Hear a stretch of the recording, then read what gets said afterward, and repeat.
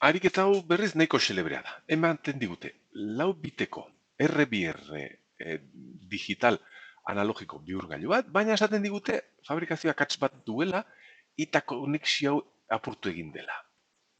Hala ere, esaten digute, naiz eta hori apurtuta egon, zenbaki digitala baldin bada bat bat 00, bat 0 bat, ze tensioa daukagun hemen.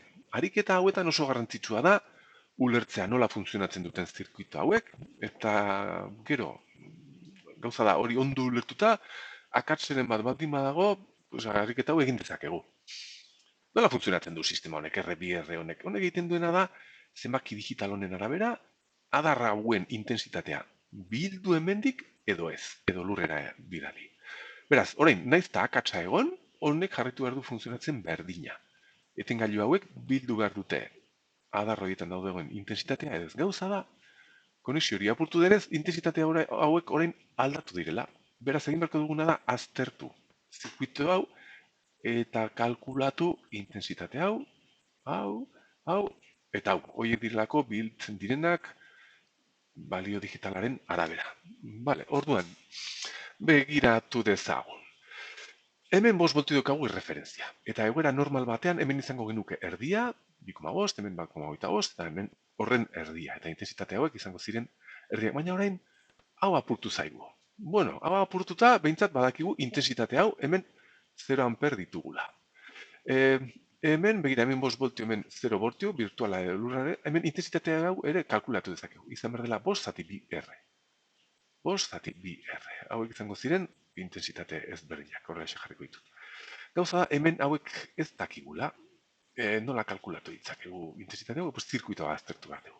Ia, begira, egin behar dudana da, onutzaino zirkuito baliokidea kalkulatzeko tensio hauek, edo, bai, tensio hauek kalkulatzeko, edo, bai, horrela egin behar dut, onutza.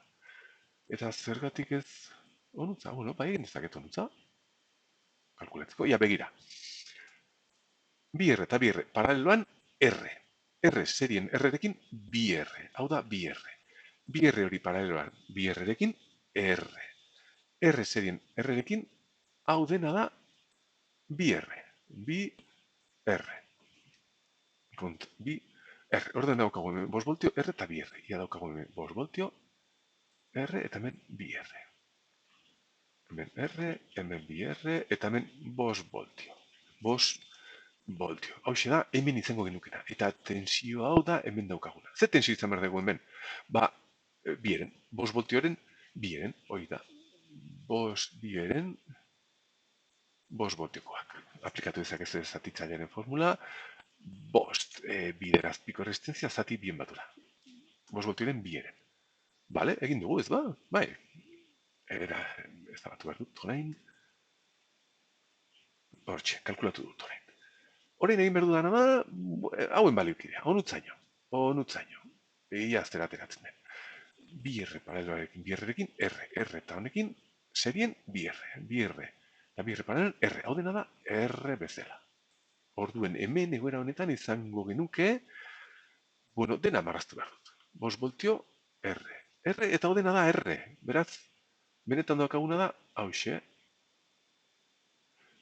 Eta onutzaino, hemen 5 voltio, hemen R, eta hemen bi R serien, edota R eta R, hauxe daukaguna, R eta R. Aztertu dezakezu, konfirmatu dezakezu.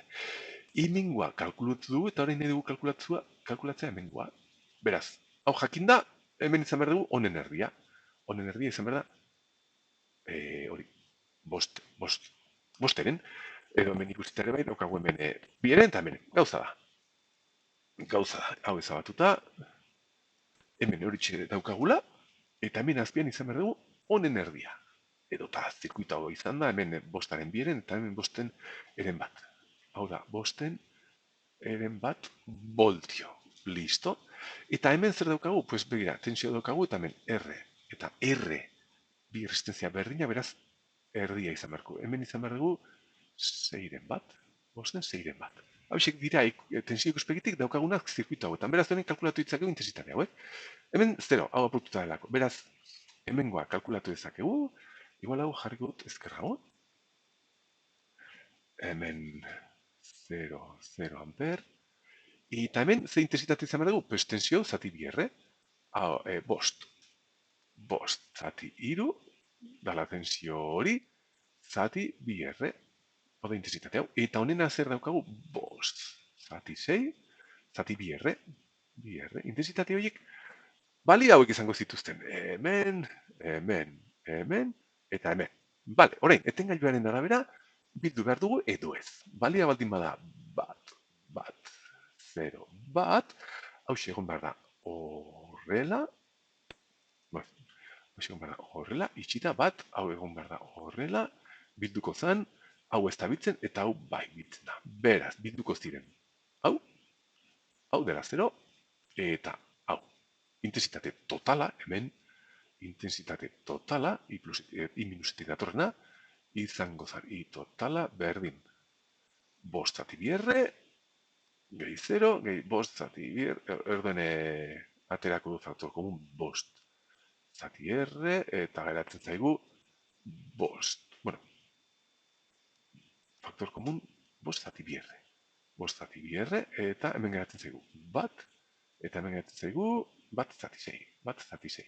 Beraz, intensitatea hauxe, balia hau izango zuen. Eta tensio honek balio azte izan berdu? Pues minus intensitate hau 0 voltio denez, 0 voltio virtualak, minus intensitate total hau bider R. Minus R bider intensitate hau.